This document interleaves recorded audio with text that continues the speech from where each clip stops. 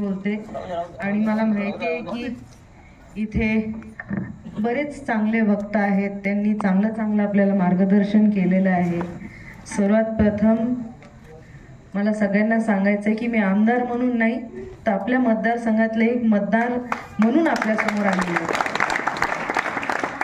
प्रचारात फिरताना बरेच असे तरुण मुलं आणि मुली मला भेटले. त्यांचं म्हणणं होतं आम्ही एज्युकेटेड आहोत, आम्हाला एक संधी पाहिजे, रोजगाराची संधी पाहिजे, आपल्या नांदेड जिल्ह्यात कसं तरी उपलब्ध करून द्या. हे सगळ्या गोष्टींचा आम्ही विचार केला, सगळ्या गोष्टींचा आराखडा काढला, कसं करूया, काय करूया, कशी आपण आपल्याला मदत पोचवू शकतो. ह्या सगळ्या गोष्टीवर आमची पूर्ण टीम बसली आणि विचार केला. माझं असं म्हणणं आहे, मी सुद्धा ॲडव्होकेट झाले, माझं शिक्षण मुंबईला झालं. प्रचारात मी सगळ्यांना सांगितलेलं माझं शिक्षण मुंबईला झालं. मी माझ्या आजोबासारखा वकिलीचा अभ्यास केलं, मुंबईच्या हायकोर्टात काम केलं. आता हायकोर्टात काम केल्यानंतर जर आयुष्यात प्रमोशन भेटलं असतं तर आम्हाला थेट सुप्रीम कोर्टला जावं लागलं असतं, मुंबई सोडावं लागली असती, दिल्लीत जावं लागलं असतं. मुंबई सोडली, दिल्ली सोडली, आले भोकर मतदारसंघात. कारण मला कळालं हे प्रश्न तरुणांचे जर एक तरुणांनी मांडले आणि तरुणांची मदत केली तर आपल्याला एक समजतं, आपली एक रॅपो बिल्ड होते. आम्हाला माहिती आहे आपले प्रश्न काय असतात आणि आपण काय अडचणीतून जातो. आपले युद्ध वेगळेच असतात, ज्येष्ठांचे युद्ध वेगळे असतात, आपले युद्ध वेगळे असतात. शिकताना सुद्धा आपण पहिली वर्ग ते 10वी वर्गापर्यंत, मग 10वी नंतर आपण कॉलेजला जातो, कॉलेज नंतर ग्रॅज्युएशन होते, ग्रॅज्युएशन नंतर आपल्या मनात एक आशा असते की आपण नोकरीत कुठेतरी लागावं, कसं तरी आपलं घरी नोकरीत लागायला पाहिजे. इथे किती लोक असे आहेत ज्यांनी नोकरी कुठल्या कुठल्या गोष्टीसाठी तुम्ही नोकरीला अप्लाय करतायत मला सांगा. इकडे कोणी बोलू शकणार आपल्याला नोकरी का पाहिजे? कोणी बोलू शकणार का पाहिजे आपल्याला नोकरी? बेसिक असेल, पैसे कमवायचे, कोणाला पैसे कमवायचे त्यामुळे नोकरी पाहिजे का? नाही, नोकरीच नको. आज जर तुम्ही माझ्या बरोबर बोलले नाही तर त्या दिवशी इंटरव्ह्यू समोर काय करणार आहात? इंटरव्ह्यू समोर आपण जर गेलो, समोरच्या इंटरव्ह्यूअरनी जर आपल्याला विचारलं की तुम्ही नोकरी कशाला घेता, तुम्ही नोकरीसाठी अप्लाय करायला का आलात, आपले उत्तर काय तयार असायला पाहिजे? आपण कसं बोलायला पाहिजे, आपली वेशभूषा काय असायला पाहिजे, आपलं बॉडी लँग्वेज कसं असायला पाहिजे, बोलताना आपले हात किती हलतात, बोलताना आपण कॉन्फिडन्स कसं दाखवतो. बरेच इकडे मुलं आहेत दिसतात मला ज्यांना एवढ्या उन्हात गरमी होते आणि टोप्या घालून आलेत. हे टोप्या तुम्ही तिकडे इंटरव्ह्यू मध्ये घालू शकणार नाही, त्यामुळे आपल्याकडे एक छान टीम आलेली आहे. केस का गळाले? नोकरीच नाहीये, आता नोकरीची संधी उपलब्ध करून देतोय. आता आमचं बघा, मुली ते पण आहे, आमचे मुली व्यवस्थित अभ्यास करतात, शिकतात, आयुष्यात पुढे जातात. हे मुलांचाच काहीतरी गोंधळ होतो. पण माझी अशी प्रामाणिक प्रकाराने आपल्या सर्वांना विनंती आहे, आयुष्यात आपल्याला काहीतरी घडवायचं आहे ना, त्याच्यासाठी आपल्याला एक निश्चय करावा लागतात, मनात आपल्याला घडवून ठेवावं लागतं की आपल्याला काहीतरी करण्यासाठी मेहनत लागते, काही करण्यासाठी मेहनत लागते. 1ली ते 10वीत पोहोचेपर्यंत 10 वेळा परीक्षा द्याव्या लागतात, त्यात सुद्धा मेहनत असते. कॉलेजमध्ये ऍडमिशन घ्यायला रांगेत उभं राहावं लागतात, त्यात सुद्धा मेहनत असते. इकडे सगळे फॉर्म भरायला आले, त्यात सुद्धा मेहनत असते. ही सगळी मेहनत जेव्हा एका माणूस घेतो, ती मेहनतीचा रंग आपल्याला पुढे बघायला भेटतो. मी सुद्धा प्रचारात आयुष्यात मी कधी एवढे मतदारसंघात फिरले नाही. साहेबांबरोबर, भाभीजींबरोबर पहिले लहान जेव्हा होतो तेव्हा मतदारसंघात फिरायचो, पण आता स्वतःवर जेव्हा वेळ आली तर प्रत्येक मतदारसंघातले 240 गाव मी 2 किंवा 3 वेळा भेटी दिलेल्या आहेत. ती मला माहिती आहे ना, ह्या मेहनतीचा रंग इलेक्शनच्या रिझल्टमध्ये दिसून आला. आपल्यासारख्या गावांनी मला 1700ची लीड दिली. आपल्या सर्वांची किती आभार मानावं, मला कमीच वाटतं. आपल्या सर्वांचा आशीर्वाद, ज्येष्ठांचा आशीर्वाद, तरुणांचा साथ, आपल्या सगळ्यांनी जी मेहनत त्या दिवशी सुद्धा घेतली, जाऊन मतदान केंद्रात मतदान करणं, आणि आज मी इथे उभी आहे हे आपल्या सर्वांच्या मेहनतीमुळे आणि माझ्या स्वतःच्याही मेहनतीमुळे.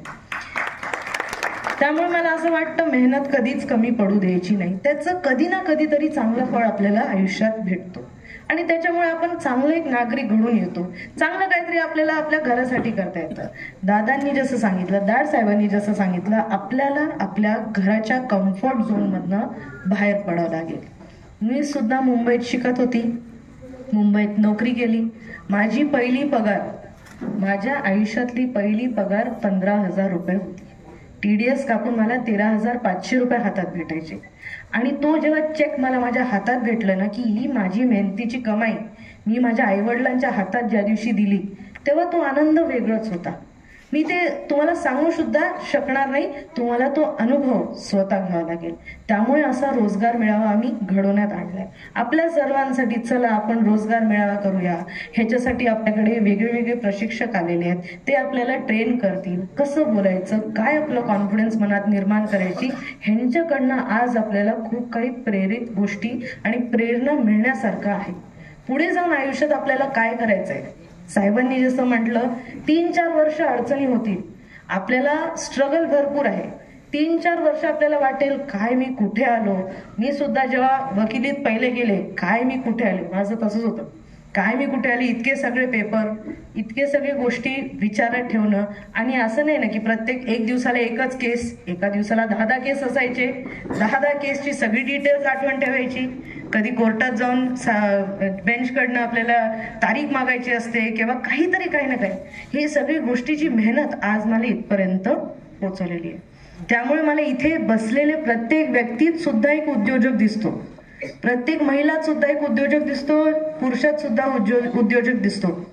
आपण जर मेहनत घेतली, बाहेर गावी गेलो, शिकलो, समजलो, अनुभव आलं की ही कंपनीनी मला आज असं गोष्टी शिकवलेल्या.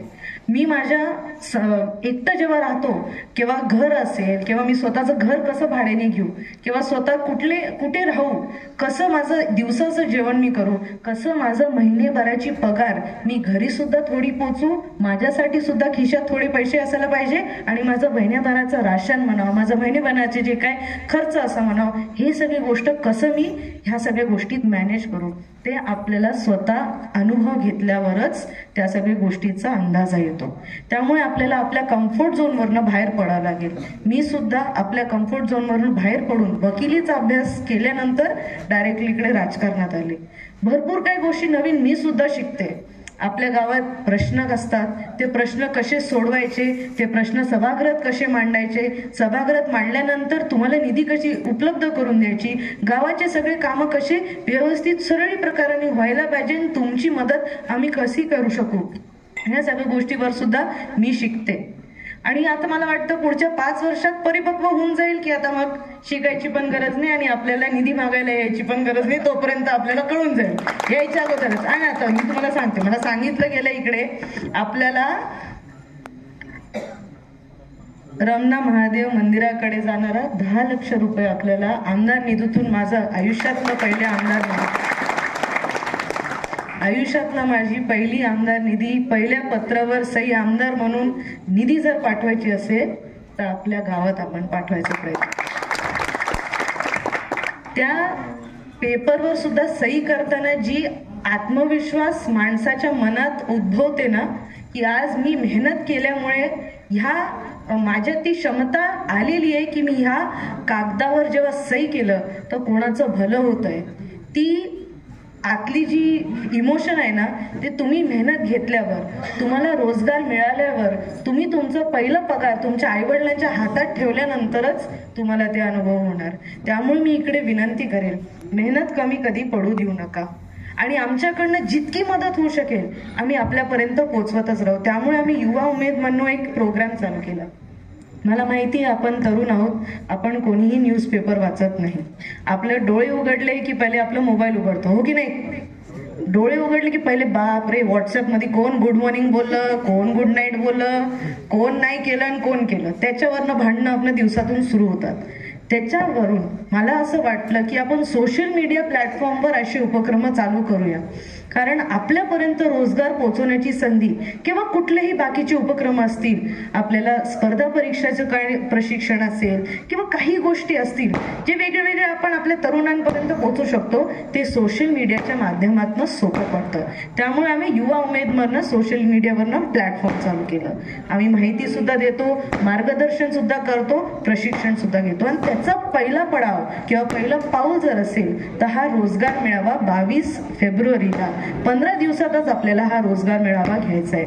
त्यामुळे आज जे प्रशिक्षित आलेले आहेत ते आपल्याला प्रशिक्षण देतील. वेगळे HR आलेले आहेत, आपण कसं वागायला पाहिजे, कसं बोलायला पाहिजे, ह्या सगळ्या गोष्टीचं तुम्हाला ते प्रेरणा देतील. आणि ह्यांच्याकडनं बरेच काही गोष्टी शिकून घेण्यासारखे सुद्धा आहेत. आपल्याला जर नोकरी मिळाली नाही तर निराश व्हायची गरज नाही आहे. परत एकदा ट्राय करायचं. आयुष्यात चढ उतार असतात की नाही, असतात ना. मग आयुष्यात भरपूर काही गोष्टी ह्यातून पण आपल्याला अनुभव घेता येतं की आपण का सिलेक्ट झालो नाही, काय माझं कमी पडलं, पुढच्या वेळेला मी ही गोष्टी होऊ देणार नाही. त्यामुळे आणि CV आपलं बायोडेटा आपण कसं तयार करायचं. ग्रामीण भागात विचार असं असतं, जेवढा बायोडेटा भरून की मी ह्या पदावर होतो, मी हे केलं, मी ते केलं, माझ्याकडे हे 101 सर्टिफिकेट आहे, तो बायोडेटा म्हणजे बापरे, ते कंपनीवाले म्हणतील किती सुशिक्षित आहे, किती केलंय, काय नाही. असं अजिबात नसतं. बायोडेटा टू द पॉइंट असायला पाहिजे. हे आय एम शुअर हे सगळं आपल्याला शिकवतील. बायोडेटात आपलं काय आहे, एज्युकेशन काय झालं, किती काय गोष्टी त्या बायोडेटात यायला पाहिजे हे आपल्याला प्रशिक्षित करतील. तर माझी एवढीच विनंती आहे, आपल्या सर्वांनी आज जेवढे इकडे प्रतिसाद दाखवलाय, एवढे जोमाने आपण सर्व आलात, माझे 2 गोष्टी ऐकलात, मला आपल्या सर्वांचे पहिले आभार मानायचे आहेत की आपल्या सर्वांच्या आशीर्वादामुळे आज मी इथे पोहोचलेली आहे.